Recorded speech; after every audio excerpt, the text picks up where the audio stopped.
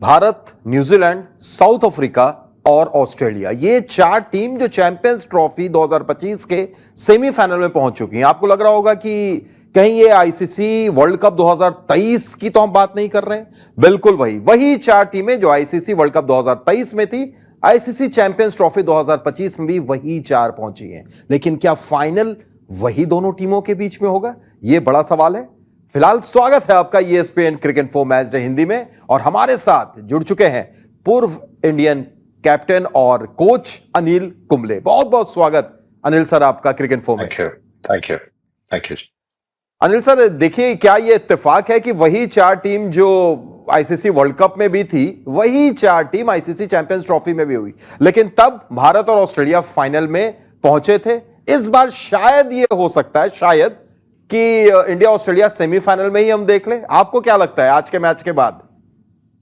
मुझे लगता है कि वही होगा। भारत और ऑस्ट्रेलिया खेलेगी सेमीफाइनल, और साउथ अफ्रीका न्यूजीलैंड खेलेंगी। लेकिन ये हैरानी की बात नहीं है, क्योंकि ये चार टीम जो सेमीफाइनल पहुंची है इस चैंपियंस ट्रॉफी में बहुत बढ़िया खेले हैं और लगातार कंसिस्टेंटली अच्छे खेले हैं। अफगानिस्तान मुझे लगा थोड़ा आगे निकल सकता है ऑस्ट्रेलिया से, लेकिन वो फिलहाल मैच बारिश की वजह से एक पॉइंट मिला दोनों टीम को। तो नहीं तो ये ऑस्ट्रेलिया की टीम अच्छी है। बॉलर्स नहीं है जो कंसिस्टेंट बॉलर्स थे, सीनियर प्लेयर्स है वो नहीं है फिलहाल। उसके बावजूद ऑस्ट्रेलिया पहुंची है। तो मुझे लगता है कि ये चार टीम अच्छी मुकाबला होगा सेमीफाइनल में। और साउथ अफ्रीका आज तो बहुत बढ़िया खेली। बिल्कुल। और आज के मैच की अगर बात करें साउथ अफ्रीका की, तो ऐसा लगा कि चाहे बल्लेबाजी हो या फिर बॉलिंग हो या फिर उनकी फील्डिंग हो, हर जगह बॉस दिखी है ये प्रोटियास की टीम अनिल सर। और खास तौर से जिस अंदाज में उनके बॉलर्स ने कैचेस पकड़े हैं, फील्डिंग की है, यह दर्शाता है कि यह टीम डिजर्व करती है। और यही वजह है कि आईसीसी वर्ल्ड कप वनडे आप देख लीजिए सेमीफाइनल, आईसीसी टी20 वर्ल्ड कप का फाइनल देख लीजिए, और अब चैंपियंस ट्रॉफी का भी सेमीफाइनल उन्होंने पक्का कर लिया है। नहीं, साउथ अफ्रीका की कंसिस्टेंसी की दाद देनी पड़ेगी, क्योंकि ऐसा आसान नहीं है। अगर आप आईसीसी की टूर्नामेंट में आके तुरंत आपको जीतना होगा। इस चैंपियंस ट्रॉफी में सिर्फ 2 मैच खेले हैं साउथ अफ्रीका, लेकिन उसी में हम देखे हैं कि इतना क्लिनिकल परफॉर्मेंस रहा है अफगानिस्तान के साथ भी और आज भी इंग्लैंड के साथ।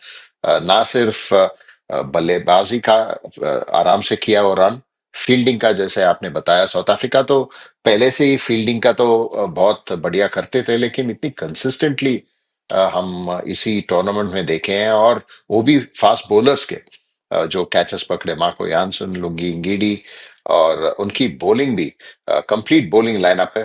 एक अच्छी क्वालिटी बॉलिंग लाइनअप है और वैरायटी है उनकी बॉलिंग लाइनअप में। इसलिए उन्होंने कंसिस्टेंटली इतने साल, 2-3 साल से व्हाइट बॉल क्रिकेट में बहुत बढ़िया खेले। बिल्कुल। और अनिल सर, एक अच्छी चीज साउथ अफ्रीका के लिए और शायद ऑपोजिशन के लिए डेंजरस साइन, हेनरिक क्लासन जिस अंदाज में पहली बार खेल रहे थे इस मुकाबले में और इस चैंपियंस ट्रॉफी में, और जिस अंदाज में उन्होंने खेला, ये थोड़ा सा खतरनाक साइन सेमीफाइनल या हो सकता है फाइनल में भी। नहीं, जरूर साउथ अफ्रीका के लिए खुशखबरी है, लेकिन बाकी टीम के लिए ये तो बहुत जैसे आपने बताया आसान नहीं होगा एंड्रिक क्लासन को रोकना, क्योंकि आज तो लग रहा था कि वो पिछले 7 दिन से या 6-7 दिन से जो नेट कर रहे हैं उसी नेट को बीच में लेके आके खेले, वैसे ही लग रहा था। क्योंकि इतना आसानी के साथ उन्होंने बाउंड्री मार रहे थे, और आसानी के उनको डॉट बॉल डालना भी बहुत मुश्किल लग रहा था, कोई भी बॉलर हो। तो मुझे लगता है हेनरिक क्लासन ऐसे फॉर्म में साउथ अफ्रीका के लिए इंजरी की वजह से नहीं खेले थे पिछले मैच, और आज मुझे नहीं लगा कि वो साउथ अफ्रीका की जो बल्लेबाजी करते हैं वो टी20 में आराम से ऐसे ही उसी फॉर्म से के साथ खेले हैं। और वो बहुत इंपॉर्टेंट खिलाड़ी रहेंगे साउथ अफ्रीका के लिए अगर इस टूर्नामेंट को जीतना हो। बिल्कुल। और अनिल सर, एक और चीज, सिर्फ हेनरिक क्लासन नहीं, बल्कि अगर आप राशिवान दूसरे को देखें, वो भी लाजवाब अंदाज में कंसिस्टेंट बल्लेबाजी कर रहे हैं। लेकिन जब पाकिस्तान की पाटा पिच, ये 3 मैचेस और इससे पहले वो ट्राई सीरीज में भी खेल रहे थे पाकिस्तान में, साउथ अफ्रीका, लेकिन अब जब दुबई पहुंचेंगे, चाहे वो सेमीफाइनल के लिए पहुंचे और अगर फाइनल में भी पहुंच जाते हैं, तो वो थोड़ी सी मुश्किल होगी पूरी टीम को, क्लासन को, वंदर दोसे को। नहीं, ज़रूर थोड़ा तो एडजस्ट करना पड़ेगा उनको, क्योंकि हम देख चुके हैं ऑलरेडी जो मैचेस दुबई में हुआ है, आसान नहीं है बल्लेबाजों को कि आते ही आपको लाइन विद द लाइन आप खेल सकते हैं, ऐसा नहीं है, थोड़ा रुक के आ रहा है। फास्ट बॉलर को भी और स्पिनर्स को भी थोड़ा सा ज्यादा ही टर्न है, तो थोड़ा एडजस्ट करना पड़ेगा। लेकिन मुझे लगता है कि साउथ अफ्रीका की टीम में है वो क्षमता है। क्लासन तो बहुत बढ़िया प्लेयर है, वो आसानी के साथ एडजस्ट कर सकते हैं। बाकी लोग शायद थोड़ा समय लगेंगे। रिकल्टन बहुत बढ़िया शतक किए थे पहले मैच में अफगानिस्तान के साथ, तो सभी फॉर्म में है। तो यही देखना पड़ेगा कि वहां पे अगर दुबई में वो आते हैं सेमीफाइनल्स या फाइनल्स खेलने के लिए वहां पे, तब कैसे एडजस्ट करेंगे। उनका बॉलिंग लाइनअप तो बहुत बढ़िया है, ऑलराउंड टीम है। तो ये तो जरूर वो उनको लगेगा कि जो T20 पे नहीं कर पाए, और वर्ल्ड कप फॉर्मेट जो भारत में हुआ था 2023 में, उसमें नहीं कर पाए, आज वो इस टूर्नामेंट में शायद वो कर सकते हैं, क्योंकि उनका तो कॉन्फिडेंस बहुत अच्छा रहा है। और मुझे लगता है ये टक्कर जरूर अच्छा होगा अगर वो दुबई आके भारत के साथ खेलेंगे तो।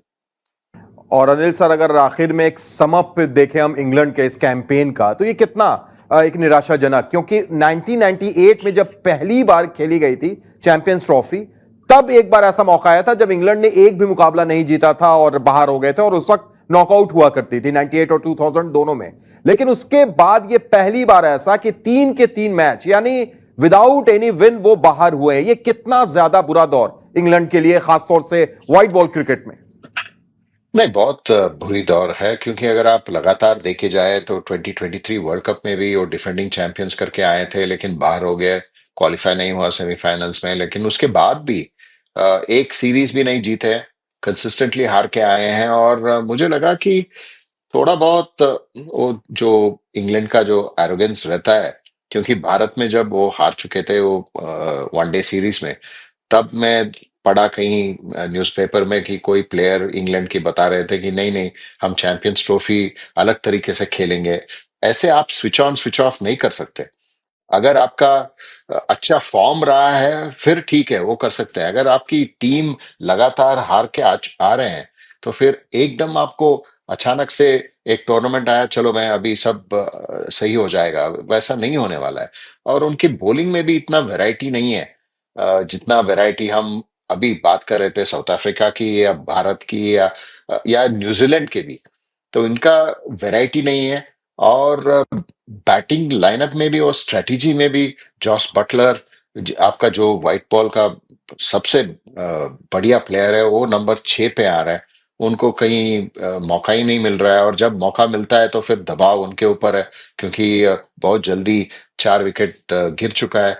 तो ऐसे हालत में अगर आप बहुत मुश्किल है जीतना। और मुझे लगता है कि इंग्लैंड में थोड़ा तो सफल होना ही है।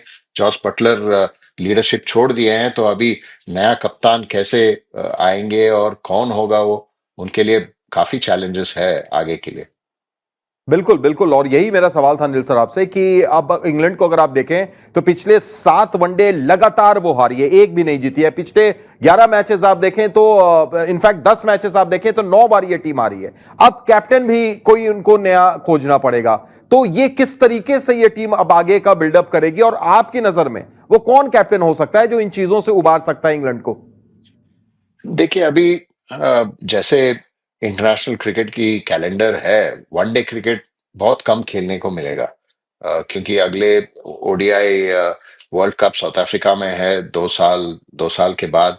तब तक आपको इतना वनडेज नहीं मिलेगा, आपको व्हाइट बॉल खेलेंगे तो फिर T20 ज्यादातर मिलेगा।